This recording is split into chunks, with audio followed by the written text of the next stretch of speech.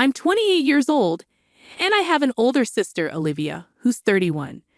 Honestly, she hasn't really got her life together, but for some reason, our parents treat her like she's the golden child. Ever since we were kids, Olivia has had this idea in her head that I'm out to steal her thunder or something. Because of that, she's pretty much dedicated her life to one-upping me in everything. Let me break it down for you. It's not just the typical brother-sister rivalry where you might argue over who gets the last piece of cake or something. This goes way deeper. If I decided to learn something new and cool like archery, the next thing I know, Olivia is strutting around school with her own bow and arrows, telling everyone she's into archery too.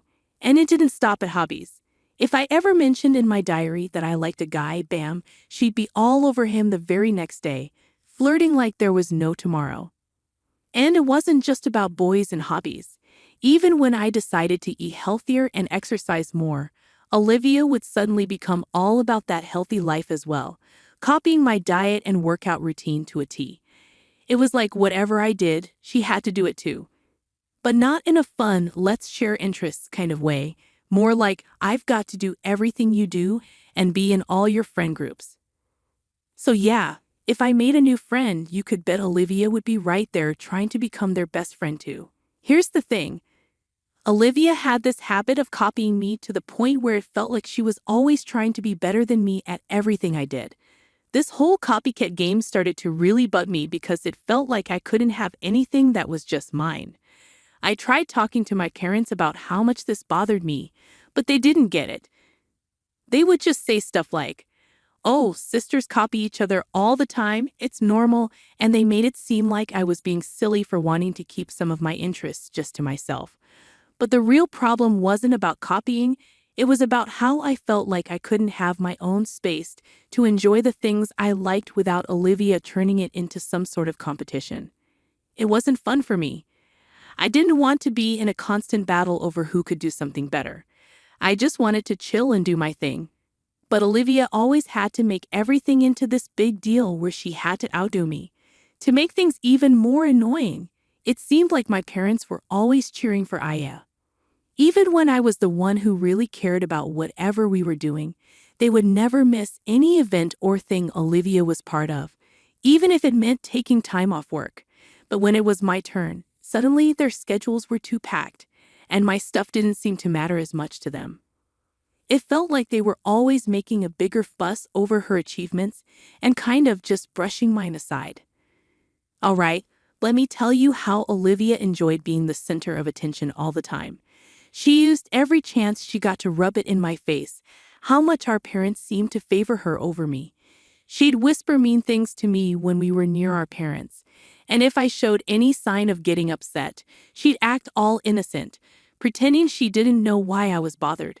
But when we were alone, she'd be even meaner, telling me I should just disappear because nobody would even notice I was gone. Olivia would also tell me to stop being sad about always being in second place to her in everything. But her mean behavior didn't stop with just words. She actually bullied me physically at school a bunch of times. She'd do things like trip me on purpose where everyone could see or hit me, then say it was just a dare from her friends. When my teachers noticed what was happening, they called in my parents to talk about it. They were so serious, they even mentioned suspending me. My parents would tell the school that this was just sibling stuff, and they dealt with it at home. But at home, Olivia would twist the story, making it seem like from the beginning, it seemed like I was the troublemaker and Olivia's reactions were a result of my actions. Olivia had a talent for turning everything upside down, especially when it involved me. Our parents, bless their hearts, seemed to have blinders on whenever Olivia was involved. Even when she did something outrageously mean, they turned a blind eye. If ever they came close to questioning her actions, Olivia could turn on the waterworks like nobody's business. She'd sob and claim that I was fabricating tales out of sheer jealousy. Unfortunately, this defense worked every single time. My friends, who were true troopers through all of this, began calling Olivia out on her nasty behavior towards me. This seemed to be the cue for Olivia to kick things up a notch. She started concocting elaborate stories, complete with self-inflicted bruises or strategically placed bandages. Olivia then went around telling everyone that these were the results of my supposed attacks on her. Trying to defend myself against Olivia's web of lies felt like trying to climb a mountain with no gear. She was relentless, weaving her tales to anyone who listened, anyone I'd never spoken to, laughed with, or dared to develop a crush on. Her aim was to make them see me through her twisted lens. The result? My high school experience was less about learning and growing and more about surviving Olivia's campaign of terror. Just when I thought it couldn't get worse, it did. After Olivia finished high school and took a gap year due to low grades for college admission, I was ready to start my own college journey. Through hard work and maybe a sprinkle of luck, I landed enough scholarships to cover my tuition. I was proud, relieved even. But then the bombshell dropped in a casual conversation. My parents let slip that they had been saving up for both our college funds. Since I didn't need my share, they decided to funnel everything, including the money earmarked for me, into Olivia's bottomless pit of needs. There was the harsh truth laid bare. My efforts to be independent and financially responsible had inadvertently given my parents the green light to use resources meant for me to further indulge Olivia. It was a revelation that stung more than I cared to admit, a stark reminder of the imbalance that had colored our sibling rivalry and my parents' favoritism from the start. When my parents laid out the red carpet for Olivia, telling her she could pick any major she fancied, it felt like a slap in the face. But the real kicker came when I discovered that my parents were planning to allocate all the college savings, including the stash intended for me, to Olivia. I was furious. I tried reasoning with them, suggesting that we keep my college fund separate for potential future needs like starting a business or even for my wedding. However, the conversation didn't go as planned. They hit me with the "it's our money and we'll spend it how we like" speech, insisting that Olivia needed it more than I did. Despite my attempts to argue, they weren't receptive and told me it was time to learn to fend for myself. That night, I cried myself to sleep, feeling like no matter what I did, Olivia would always be the golden child, and I remain a mere family footnote. As college move-in approached, I packed up my life, making sure I took everything to avoid any reason to return home. Predictably, my parents didn't lift a finger to help me move. Their absence had become more expected than shocking by then. During those low moments, feeling like I was on my own, I crossed paths with Adam at one of the college's welcome events. He was like a ray of sunshine piercing through the clouds of my gloomy world. His kindness and easygoing smile were genuinely uplifting. Meeting Adam felt like turning a new leaf, leaving behind the stifling air of my family drama for something, or rather, someone, incredibly uplifting. As time went on, Adam became an amazing friend, always there for me like a rock. He listened without making me feel bad, providing comfort when everything felt overwhelming. Around Christmas, when my parents were hosting a big party and wanted me to come home, the idea of dealing with the drama alone was unappealing. So I decided to bring Adam along, thinking it would be the perfect time for my family to meet him. I informed my folks in advance, letting them know that Adam and I would stay in our own space, but join everyone for the big dinner. When we showed up, I could tell my parents were taken aback to see Adam. Their old-school views led to snap judgments based on appearances. But I was prepared. I had filled Adam in on my family, and he charmed everyone with his usual charisma, even catching my mom off guard with a bouquet of flowers. That night, Adam became the star of the show, dropping clever jokes and being his awesome self. He won everyone over with his friendliness, making a sweet speech thanking my parents for letting him join our family gathering. It was cool to see my cousins jokingly ask if he had any brothers, and I was genuinely glad to witness everyone taking to my boyfriend so well. However, I couldn't help but notice Olivia looking extremely annoyed, brewing in her own anger. As the evening progressed, Olivia started drinking excessively and whispered things to some of our relatives. It was evident that she wasn't happy about Adam being there and seemed to be plotting something. Right in the middle of dinner, she blurted out loudly, asking me if Adam and I were serious. The sudden question made everyone stop and look at us without hesitation. I grabbed Adam's hand and affirmed that we were indeed serious about each other. However, Olivia, with a smug look on her face, suggested that maybe I should consider being with someone who fits our family's traditions better, implying that Adam wasn't a good match because he was different. Her comment was not only rude but also racist, making many people at the dinner feel uncomfortable due to her openly judgmental behavior. Trying to act sneaky, Olivia suggested that I should think about how different our cultures were, essentially implying that I should be with someone who aligns better with our family's way of doing things. Hearing her say that infuriated me, and I was about to let her have it. However, Adam, who didn't seem bothered by her mean words, just smiled and calmly told her that he's as American as anyone else in the room because he was born here. He shared that his great-grandparents came to America a long time ago and that his family has always taught him to respect all different cultures and beliefs. While I was upset that Adam had to defend himself to my family, the way he handled Olivia's nasty remarks only strengthened my certainty that he was the perfect guy for me. After Adam stood up for himself, nobody was thinking too highly of Olivia. People didn't appreciate how she tried to call out my boyfriend in front of everyone. For the rest of the evening, Olivia sat by herself, looking angry and sipping on her drink.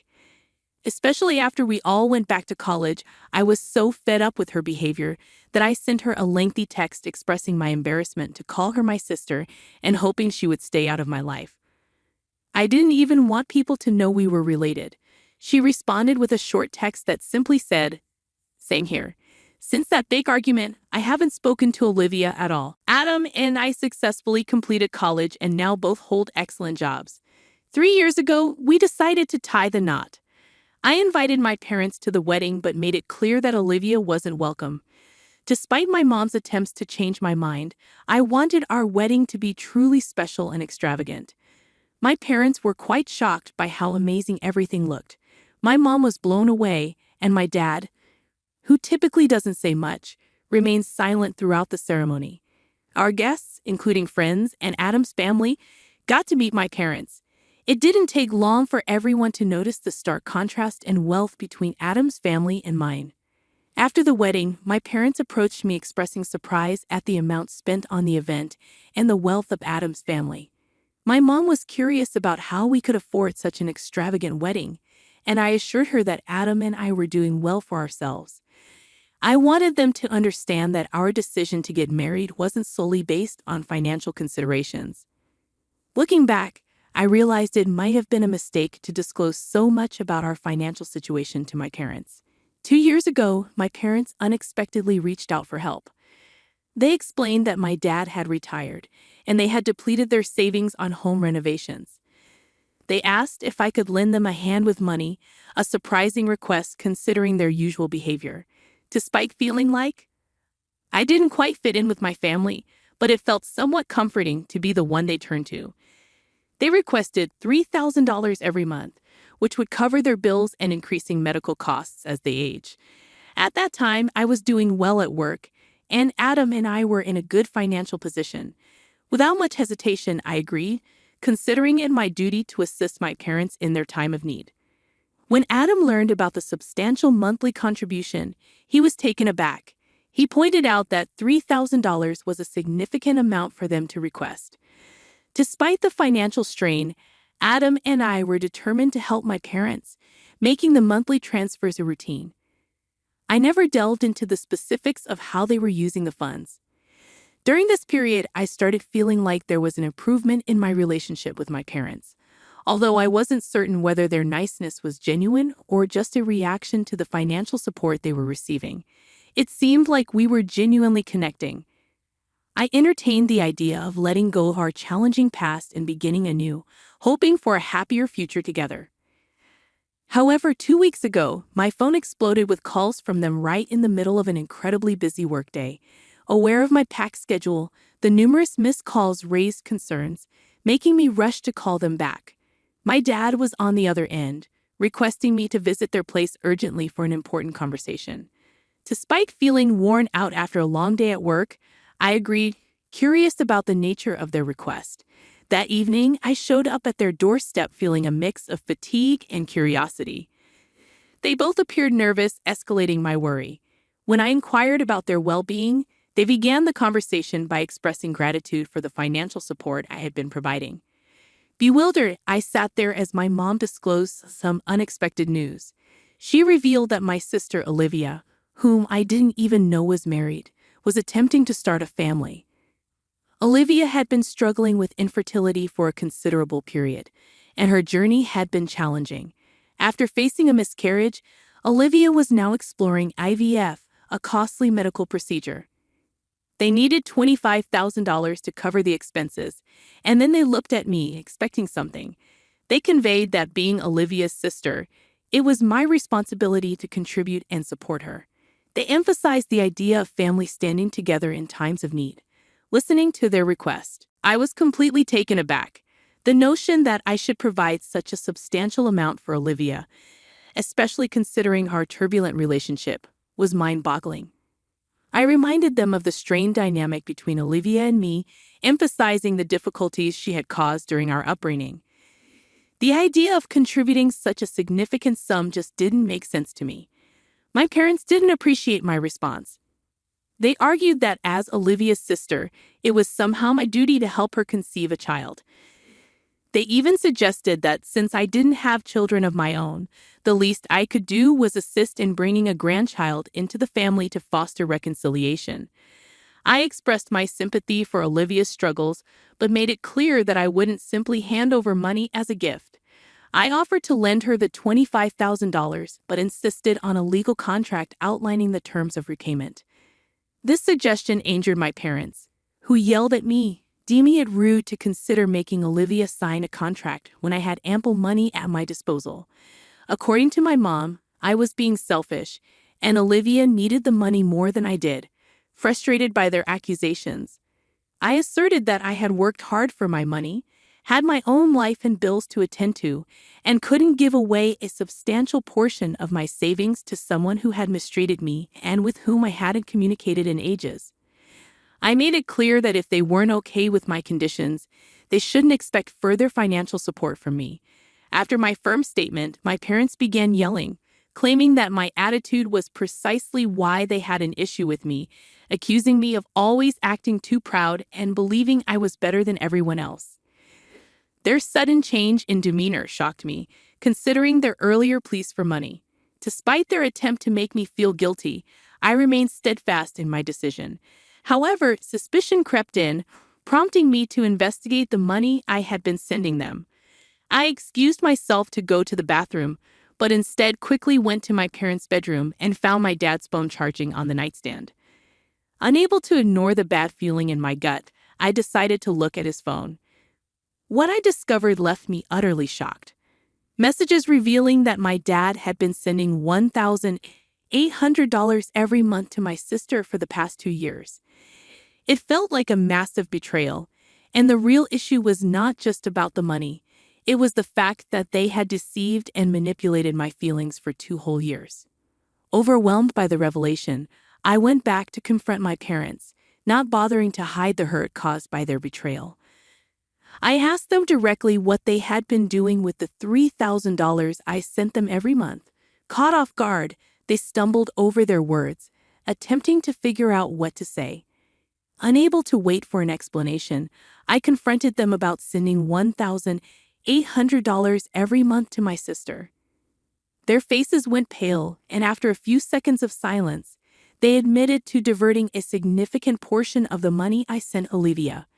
Their excuse was that she genuinely needed the money, and as her parents, they couldn't bear to see her struggle.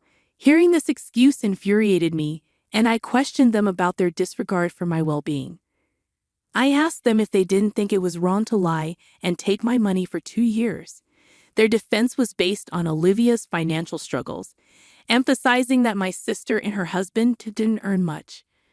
They tried to justify their actions by claiming that given my lavish wedding and well-paying job, they believed taking money from me wouldn't significantly impact me. They even mentioned that it was initially Olivia's idea, but they went along with it, thinking they were doing the best for their kids.